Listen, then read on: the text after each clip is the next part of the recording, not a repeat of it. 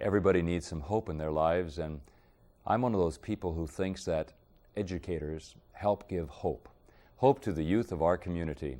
On Austin Faith Dialogue, I want you to meet some very hopeful young people who are looking to the future because there have been educators in our community who have challenged them to draw upon their finest resources. Come meet with me on this edition of Austin Faith Dialogue, Hopeful Graduates 2001. Austin Faith Dialogue, at the crossroads of religion and life. A series highlighting the cultural and social interactions between the worshiping and religious communities in and around the capital city. Austin Faith Dialogue is brought to you by the Austin Metropolitan Ministries in cooperation with KXAN. Join us now in Austin Faith Dialogue.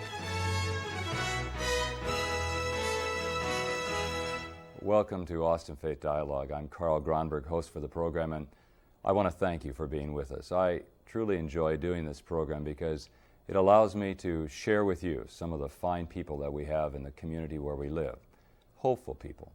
I want you to meet today two graduates of our community who are very hopeful people. Deanna, who's a senior at Lanier High School, and Josue, who's a senior at Johnston High School.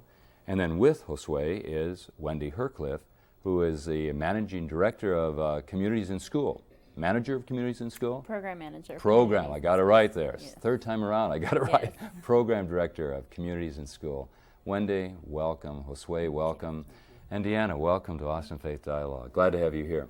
We want to talk about graduation and what it means to be a senior in our community and what's happened in your experience of growing up in the schools and in coming to this country and what you've experienced in the schools.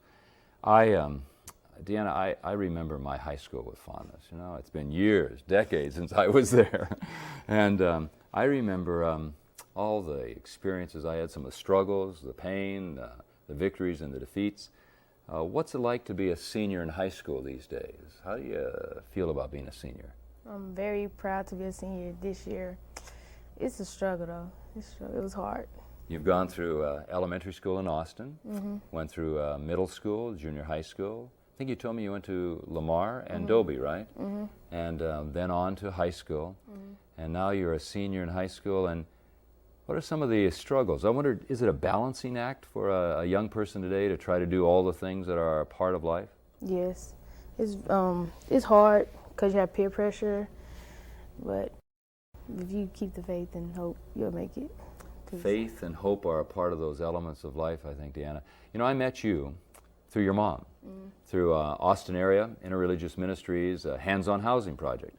And when I met your mom, Anita, she was one very proud lady. Now, you're the oldest of 5 children, correct? Correct. And she was telling me about her daughter, who's a senior at Lanier, and that senior has some aspirations. What do you want to do? As you get ready to leave high school, what do you think you're going to do in the future?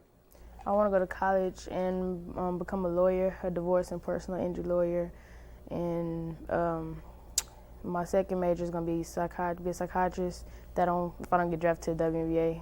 Aha! So if you don't get into the WNBA, play basketball. Yeah, we want to talk about that a little bit with you, okay? But let's go over here to Josue. Josue, welcome. Thank you. You have been in the United States for 2 years? Yeah, 2 years. You grew up in Mexico? Yeah, in Mexico. And born in Mexico City? I was born in Mexico City. And if I understand, Wendy, the story right, Josue came, his father had worked here in the United States. And Josue, you came a couple years ago. Yeah. And as you came to Texas and to Austin, did you think you'd be going to school? Yes, I think, I thought that I had to study and to go to school. You came to Johnston High School, and English was a challenge. Is that right? Yeah. And you heard Deanna talk about some of the struggles, difficulties. What was it like coming to one of the high schools in this fine community where we live and not speaking English very well? Well, it was difficult because, well, it was a big opportunity to me to learn another language, but it was a little difficult. Where did you get that attitude? Where did you get that idea that this was an opportunity rather than being something that you found difficult? Who taught you that? Well, since I was younger, Since you were I a had child? yeah a child. Your mother? Yeah, my mother. Yeah, she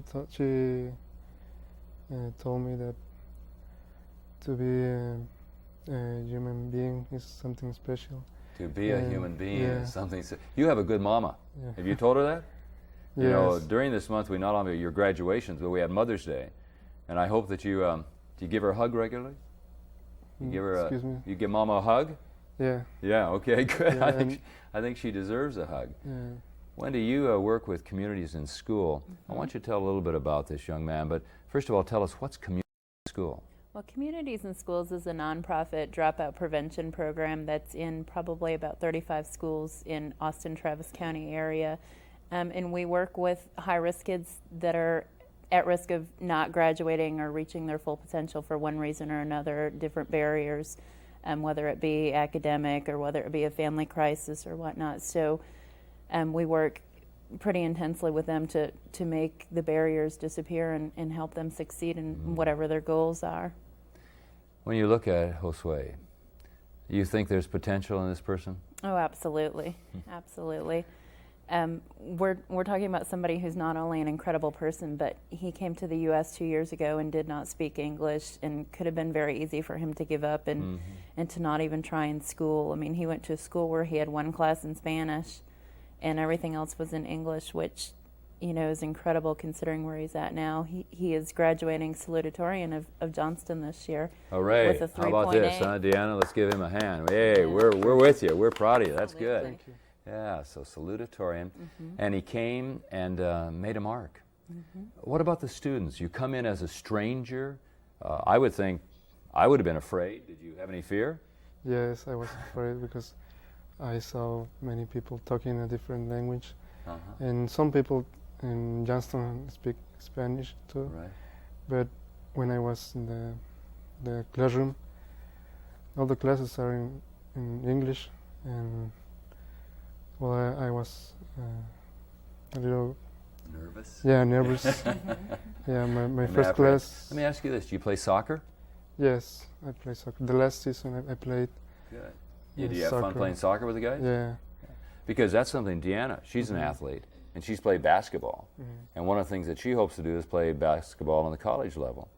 Tell us a little bit. Josue said not giving up. Wendy talked about those kids who do give up. There was a time in your life that you kind of thought maybe you should just kind of chuck it in and give up, right? Because it's like school, basketball, all that was pressuring me, then family problems, and so I was like, I couldn't take it no more. It was too hard for me to do, so I just felt like giving up and just not doing nothing, dropping out of school and going my separate way. Feeling kind of depressed? Yeah, Yeah. very Why did you depressed. not give up? Well, my mama sat down and talked to me, her and my auntie, and they told me, Your mother and your aunt? well, she told me to don't give up, keep the faith in God, and pray daily, and that He'll strengthen me to go forward. So I did that, and I made it so far. Yeah. You have, and you've done well. And seeing your eyes sparkle, I can tell, you know, that you've got some goals ahead. Really proud of you, Deanna. Josue, why didn't you give up? I would think this would be a very awesome task that you would have ahead of yourself, coming into a high school and then facing not only the language, but the socialization, all the different issues that are part of. Why did you not give up? Well, I think that the most important is because I believe that God is with me. I believe that each morning when I open my eyes, I say, well, God, if you help me, I know that I'm going to do well. Wow. And that's the main idea, the main thing that I think is helping me. I want to ask you something, Josue. I understand that you, I have a wife who's a mathematician, PhD, on the faculty of Southwest Texas State. Huh? She's wonderful. But I'm not really good at mathematics. I don't even balance the checkbook, okay? I understand you like math, is that right? Yes, I like math. Look at him brighten up there, Wendy. Wow, you like I math. like so Boy, much. I'm impressed. You gonna go to college? Is that part of your goal? You want to go to college? Yes, I want to go to college. And you want to study there? Yeah, I want to study business administration, and well, it has a lot of math, and I like math. I like, Wendy, when you hear these two fine graduates to be, that's getting ready this month, they're going to graduate. Not yet, but they're almost there, huh? Deanna was saying on the way over the station that she said, well, I got to do my studying because I got some finals, got to study for those things, and that's part of the process, isn't it? What's your reaction as a person involved in communities in school to these young people? I think for me it feels really good to know that something we're doing is making a difference where the kids are reaching their goals, and we're helping reduce some of the barriers to make it more obtainable for them. And what do you do in communities in school to help them to reduce some of those barriers? A lot of support services. We do counseling, and we do support groups, and we do referrals to outside agencies. Anything that they need that we can do, we will assist them with. I was talking to Josue before we went on the air, and you mentioned that there was a counselor who met you, and I met that counselor. She's wonderful, and she made you feel at home when you came to the high school. Especially because she speaks Spanish And English, huh? and English. Yes. That's why when I met her first. It helps to have someone who speaks both languages, Yeah. huh? And that made you realize that there were people there who were interested in you. It seems to me, Wendy, that's one of the great dreams of this society, that if we can educate our young people, and we have two of the finest right here with us tonight, that these young people can, well, Deanna, you can take care of me when I'm old, okay, as I get ready to retire down the road, huh? You guys will be out there, and you'll be getting educations and being in the workforce and making our society live out the potential that we have. But there are some young people who are caught up in fear and violence. What about that? Do you know any reasons why young people would be involved in violence? Well, I think that violence is, well, in this year, or this, how can I say it? Well, in this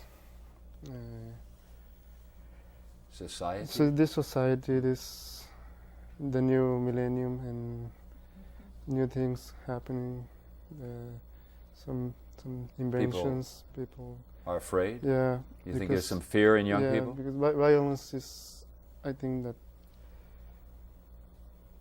is something that we can't understand, but we have violence in our society. And maybe we can deal with it. You mentioned, Deanna, that you think violence is because people need what? Or kids need? Attention, or they're lacking love in their home, or something like that. No discipline. That's about it. We need attention, don't we? Every one of us. Well, we're going to come back. We're going to take a little break, and then we're going to come back and talk some more, and I hope that you can raise some of the issues that you think, Wendy, are important. And we're going to talk about your future, what you're going to do in the future after you graduate. And we want you to stay with us as we continue to talk with Deanna, as we continue to talk with Josue about their futures. Thank you for being with us on Austin Faith Dialogue. Please stay with us.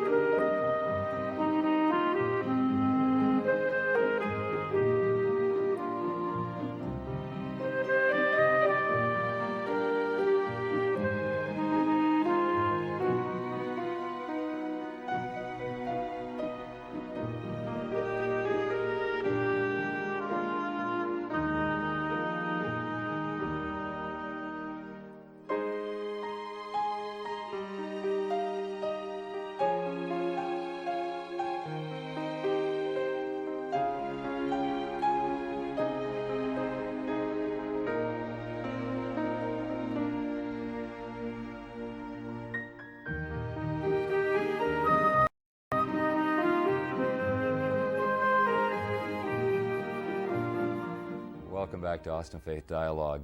We're talking to two graduates-to-be from the Austin Independent School District about their hopes for life today and their hopes for the future. They have interesting lives, and in the first part of the program we talked about some of the interesting things you've done with your lives thus far.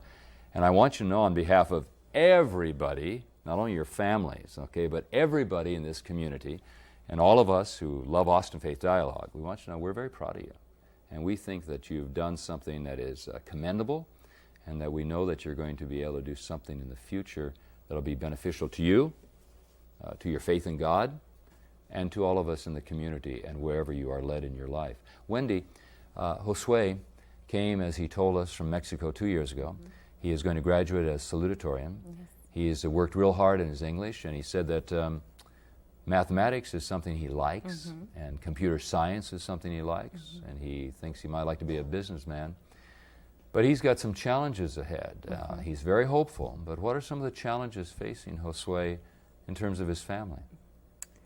Well, recently Josue's father was in an accident where he was hospitalized for 3 weeks and just got out of the hospital this past weekend. So that has changed the family financial situation drastically, as well as the family dynamics. One concern that we have is because Dad is now at home and unable to work for an unknown period of time at this point. Josue may have to take up some of the responsibility of providing income to the family and working instead of being able to, pursue his education. Mm-hmm. And so that's a big concern for us. Josue, people I know, young people I know who've gone on to college, oftentimes are on the 6-year plan or 7-year plan. Not all of them go through college in 4 years, freshman, sophomore, junior, senior. You want to go to college, don't you? Yes, I want. That's my biggest dream, mm-hmm. since I was a child. What do you think college can offer for you? Why would you want to go to college? Why is that your hope? The main thing is education, to know, to learn about, to be something in this life. Mm-hmm. Not only because I could earn money, not only for the money, but also for my dream to learn, to be something, to be proud of myself. To make a difference with your life. To make a difference, to help to others. Sure. And we're hoping that there will be people who are watching Austin Faith Dialogue, who want to help you. Because it seems to me that a young man like you could work and go to school, and maybe not take the road at school. Wendy, how about that? You're the person involved in education. What are some of the options for Josue? Well, that's certainly an option. Unfortunately, the way financial aid is set up is if Josue doesn't carry a certain amount of course load, mm-hmm. He does not get assistance. Now, do I understand it right? Josue has been accepted mm-hmm. at the University of Texas. Yes. So, hook 'em horns, yes. right? You can be a Longhorn, right? And you can go in the fall, but we need some help, right? Mm-hmm. And what can people do who want to help Josue to pursue, how about that, pursue his education? What can they do? What people can do is, if they're interested in helping him, is help us make sure that he's financially able to go to school. In addition to starting school in the fall, because Josue has only been in the U.S. for 2 years, he's required to take some summer classes for his language arts requirements for the University of Texas. So on top of starting school in the fall, he is taking a full 6 hours of courses throughout the summer, an intense study of English to make sure that he's prepared to be able to go to the university in the fall. So that's some less time and a lot of studying that he would not have to work or to be able to bring in income, things like that. So we're looking for assistance to help him make sure that he gets the money that he needs to be able to go to school this summer, to be able to buy his books, to relieve some of the family stressors where he doesn't feel like he is the responsible person to make sure that there's food on the table, the electric bill is paid, the phone bill is paid, and that everything's okay in the house, because it really could, considering how much studying he will have to do, it really could harm his ability to succeed in school. Mm-hmm. And if people want to be helpful so that he might live out his hopes and his dreams, they can contact you? There is Communities in Schools has a phone line that's been set up. They will take calls into that, and it is 462-1771. and they can ask, or they can make reference to Josue Sanchez, and they will route the call appropriately. Certainly, you know, I'd be happy to talk with people about what our plans are, or how, you know, as we progress through assisting him, you know, what is changing, and keeping people updated as far as information, if they're wanting to know where the money's going, anything like that. One of the things that strikes me is that, Josue, you mentioned you start the day with prayer, thanking God for the new day.